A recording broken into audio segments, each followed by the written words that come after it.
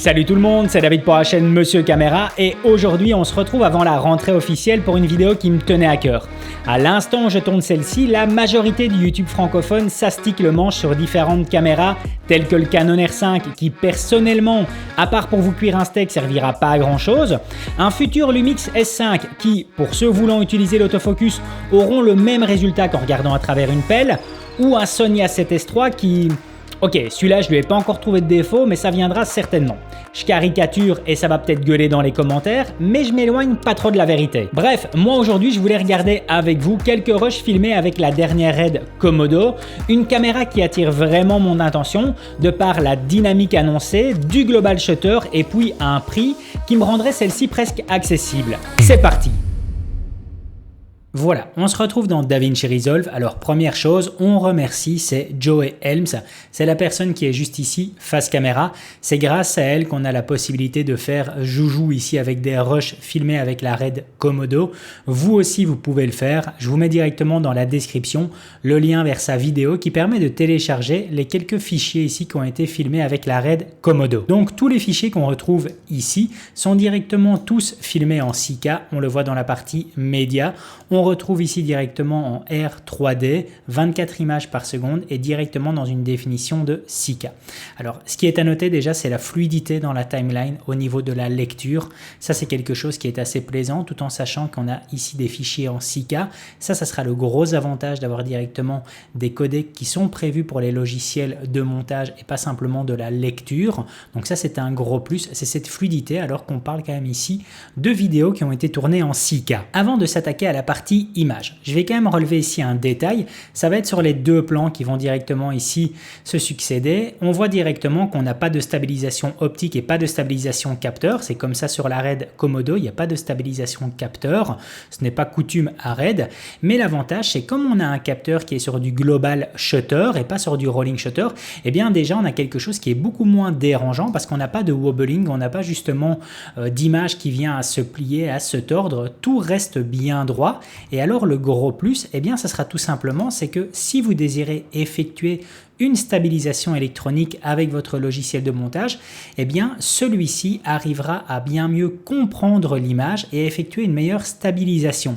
On va directement prendre l'exemple juste ici. Regardez, ça c'est le résultat original qu'on a. Donc vous voyez, l'image bouge dans tous les sens. Eh bien je me remets au début. On va directement effectuer la stabilisation avec DaVinci Resolve qui, comme vous le voyez, la fait en temps réel à une vitesse assez surprenante.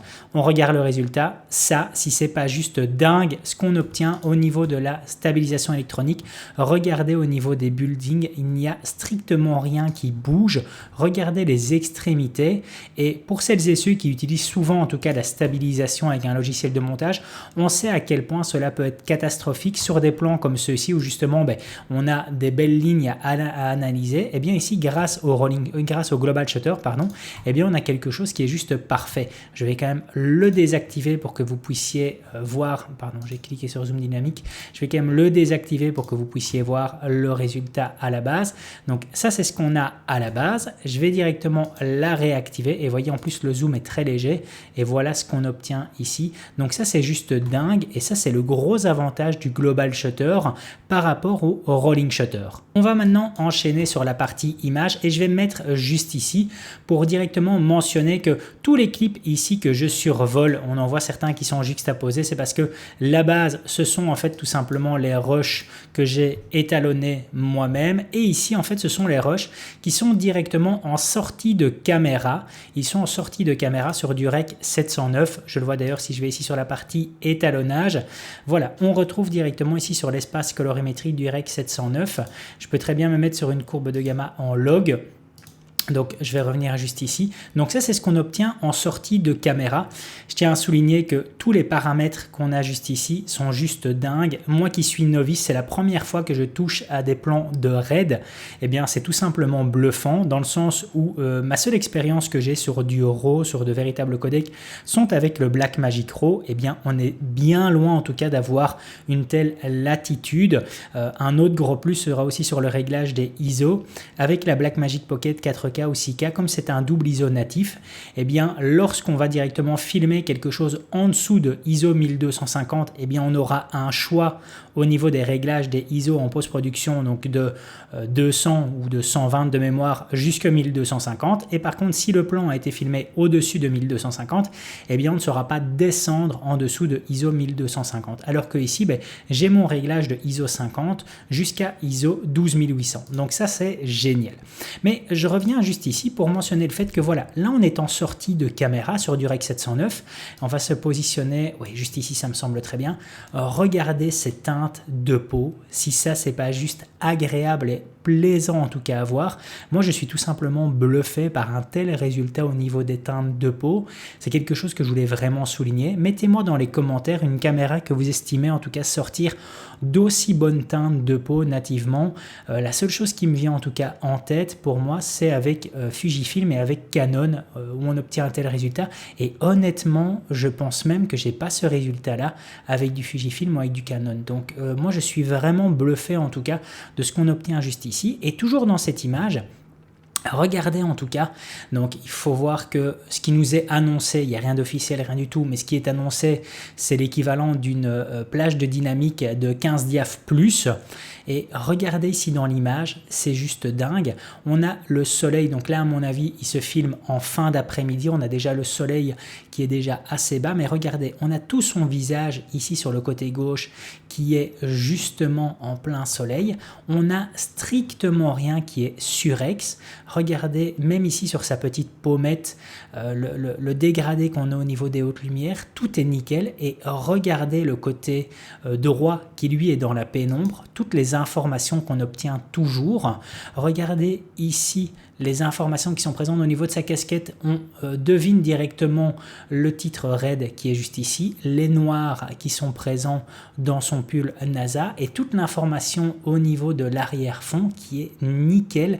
La dynamique, quand je vois ça en tout cas, je suis assez surpris en tout cas de voir une telle image, surtout en sortie de caméra, c'est tout juste dingue. Bon, par contre, je vais continuer dans les rushs parce que suivant les situations, on peut aussi retrouver en tout cas du bruit de jour comme de nuit. Je vais prendre ici un plan qui a été filmé de jour. Donc, si je le joue, bien entendu, vous ne voyez rien de particulier. Par contre, si je viens à zoomer, voilà, j'ai zoomé assez fort bien entendu, je vais me remettre au début. Voilà, on voit que ça fourmille pas mal même en pleine journée. Maintenant, honnêtement, ça c'est directement le plan original et je vais le désactiver. Juste en dessous se trouve mon plan à moi que j'ai étalonné. On va directement voir le résultat. J'ai directement appliqué en fait une réduction de bruit.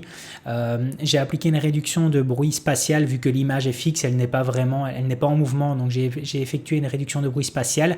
Donc rien de bien compliqué honnêtement. Et rien d'énergivore surtout parce que ici je peux très bien lancer le plan, j'ai une réduction du bruit qui est appliquée et le plan n'est même pas rendu et j'arrive à le lire directement ici à 24 images par seconde sans aucun problème. Donc voilà, ça c'est en tout cas avec la réduction de bruit qu'on obtient, ça c'est le plan original et voici ici avec la réduction de bruit plus le petit étalonnage, je reviens en fait comme ça, vous voyez la vue d'ensemble. Donc voilà, ça c'est le plan que j'ai étalonné par rapport à l'origine c'est celui-ci et ça c'est le plan étalonné. Ça c'est du fourmillement, en tout cas du bruit qu'on peut avoir dans l'image en pleine journée. Je vais directement me mettre ici sur un plan de nuit. Alors là par contre vous allez voir que là ça bruite pas mal, on le voit dans l'image, là ça fourmille. Maintenant après il y a bruit et honnêtement c'est du beau bruit, c'est pas il y a bien plus dégueulasse en tout cas sur le marché, mais là de nouveau même logique, je vais me mettre ici et on va se mettre au niveau des bâtiments. Là j'ai effectué une réduction de bruit spatial et temporel parce que l'image est en mouvement, donc j'ai effectué une réduction de bruit sur les deux en tout cas. N'hésitez pas à me mettre dans les commentaires pour ceux qui ont du mal à comprendre en tout cas la réduction de bruit qui est disponible sur DaVinci Resolve. Une fois qu'on a compris en tout cas la gestion spatiale, temporelle, chroma et luminance, honnêtement ça va tout seul. Regardez en tout cas le résultat qu'on obtient. Voilà, là j'ai directement effectué mon grading et alors j'ai fait ma réduction de bruit. Voilà, ça c'est ce qu'on obtient lorsqu'on effectue la réduction de bruit. Vous voyez, honnêtement c'est bien différent en tout cas par rapport à l'origine. Et alors forcément si je reviens, si je dézoome, donc ça c'est le plan original et ça c'est le plan que j'ai étalonné. Moi, quand je vois ça ici, pour celles et ceux qui regardent la vidéo, pardon, je me remets dessus, quand je vois ça, je suis comme un fou, en tout cas devant mon écran. Ok, d'accord, l'endroit fait beaucoup, c'est certain, l'endroit fait énormément, le gars est pas con, il a été filmé aux bons endroits, déjà là, même ici, on le voit, on le voit directement, hein. J'ai un peu forcé ici, par exemple, ici, enfin j'ai profité en fait, on le voit, regardez ici, dans la rue, on le voit de nouveau que le soleil est bas. Il est pas con le gars, il a été filmé aux bons endroits et aux bonnes heures. Donc forcément, ça aide énormément pour avoir de belles images. Il est pas con du tout. Mais quand même, quand je vois en tout cas ce qu'il est possible d'obtenir, moi je suis comme un dingue. Ici, l'image, c'est juste fou. N'hésitez pas à me mettre dans les commentaires ce que vous pensez en tout cas d'un tel résultat. Mais regardez en tout cas les informations qu'on a dans les nuages.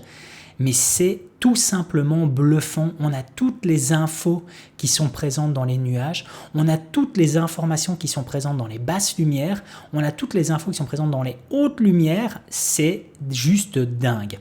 On va enchaîner maintenant ici sur un autre plan, donc de nouveau dans une rue. Alors là, si je zoome et que je me mets au niveau du mur, alors aïe aïe aïe, là vous allez dire ouais mais non, ça c'est inexploitable, on sait rien faire avec ça. Eh bien détrompez-vous, même logique, un peu de réduction de bruit, on étalonne le tout et je vais me mettre ici, hein, comme ça vous allez voir, regardez le résultat, voilà, ça c'est ce qu'on obtient juste après. Voilà, ça c'est ce qu'on obtient. C'est pas beaucoup de boulot. Lorsqu'on connaît un peu son logiciel de montage, c'est pas beaucoup de boulot. On parle de quelques minutes en tout cas. Et regardez le résultat de nouveau que j'obtiens ici. C'est juste dingue. Alors forcément, si j'applique le plan de base, on le voit clairement, c'est-à-dire qu'on voit ici le graffiti qui est juste là. Mais regardez, je vais réappliquer mon étalonnage. La partie du graffiti, elle est toujours visible ici, je la vois toujours, ce sont des informations que j'ai, donc j'ai ça qui est dans la pénombre, qui est un graffiti, je le vois, et si je vais ici au niveau du panneau, j'ai toutes les informations, regardez le contour, le rond, le cercle qui entoure la lettre P, j'ai rien, j'ai aucune perte d'information, je vais désactiver pour me mettre sur le plan d'origine, oui forcément, je dois zoomer, pardon, tac, voilà. Donc tout est là et oui, c'est tout simplement fou en tout cas de voir un tel résultat. Quand ils annoncent quelque chose de, quand ils annoncent une plage de dynamique de 15 diaph plus, je veux bien le croire.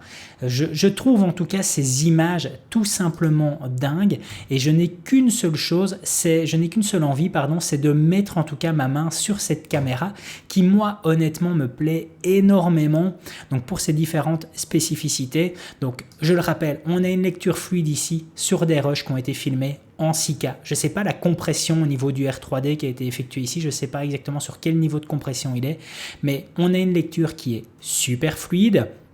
On est sur du global shutter qui permet justement d'avoir quelque chose de plaisant même lorsqu'on a une image qui bouge dans tous les sens et dans tous les sens. Ici, j'ai appliqué une stabilisation électronique, le résultat fonctionne nickel. J'ai des teintes de peau où je suis comme un dingue devant mon écran. J'ai une dynamique honnêtement qui de nouveau me plaît, mais enfin surpasse toutes les caméras avec lesquelles j'ai pu filmer. Oui, moi je suis vraiment bluffé en tout cas par cette caméra et je me répète, mais je n'ai qu'une seule envie en tout cas, c'est de mettre ma main sur celle-ci et de pouvoir justement faire quelques essais avec. Comme vous l'aurez déjà compris, je suis vraiment curieux et intéressé de pouvoir mettre mes mains sur cette caméra et de vous donner mon retour d'utilisateur par rapport à celle-ci. Voilà, c'en est terminé pour aujourd'hui. Si la vidéo vous a plu, n'hésitez pas à mettre un gros pouce bleu, ça me fait super plaisir. Et puis surtout à vous abonner à la chaîne pour être tenu au courant des prochaines sorties. A plus!